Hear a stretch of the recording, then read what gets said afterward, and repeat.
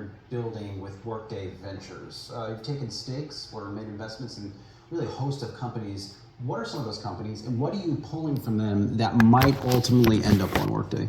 Yeah, it's a great question. We do have a corporate ventures arm where we're making investments in companies. A lot of these companies are AI. We want to stay as close to the startup community in AI as possible. And ultimately, some of them may become part of our company through an acquisition. We've done that, just recently over the last 6 months. Some of the companies we've invested in are now part of us. And we fundamentally also want to stay close to that community because we want them to build and run on top of the Workday platform.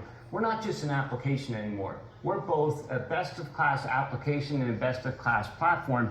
And all the companies we now invest in as part of our corporate ventures arm, we're bringing them onto the Workday platform and seamlessly integrating them into the Workday platform so you can get access to our data and drive deeper insight for our customers. So it is a strategy. It's a 360 strategy to keep your eye on the market, to invest in what we think are the most innovative technology companies, and lastly, to get them on our platform, and ultimately they may become acquisition targets for us.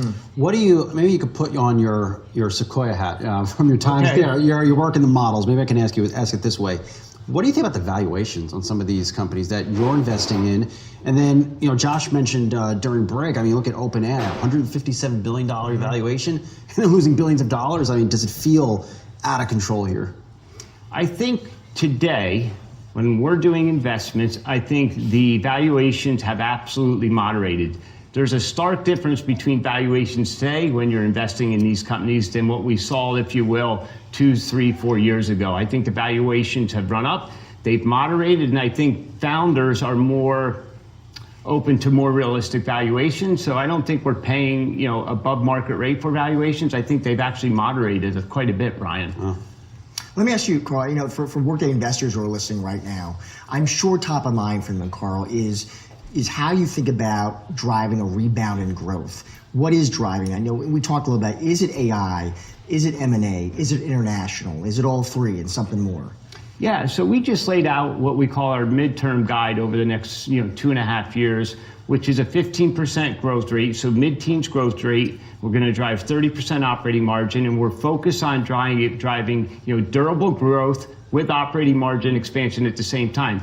And for a company, Josh, getting closer, we're over $8 billion on our track to $10 billion. A 15% growth rate is pretty good. We have multiple growth levers we're focused on. One is AI.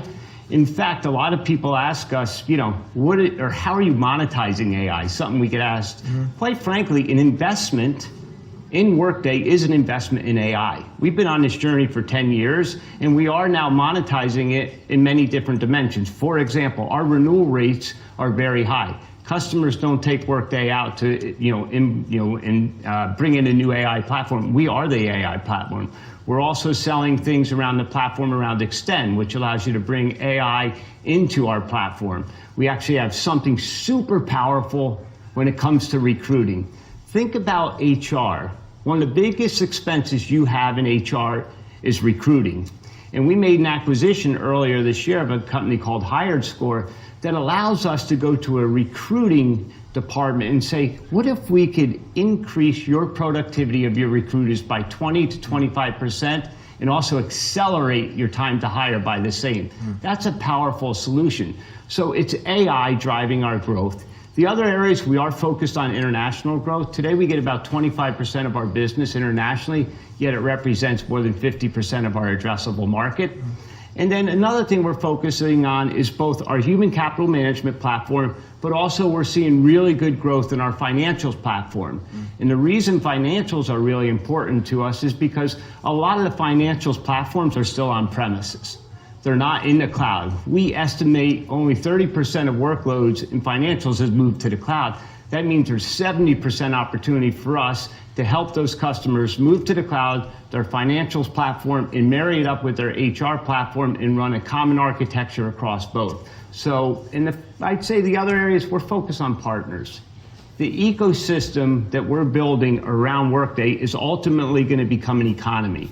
Partners are coming to us. They're partnering with us. They want to drive us into the market, resell for us. They're innovating on top of us. And they're also very interested in figuring out how we can partner to drive their solutions to market in conjunction with ours. So it's a win for us, it's a win for our partners, and it's a win for ultimately our joint customers. So there's many different growth levers we have going forward. And I'm here to say growing 15%, approaching $10 billion in revenue is a really good growth rate for a company of our size, and it becomes something we're focused on, and it's through innovation, both organic and inorganic innovation. Carl, it is great to have you on the show today. Thanks for taking the time to drop by. Thank you for having me. I'm a working mom. I know how tough it can be balancing a job and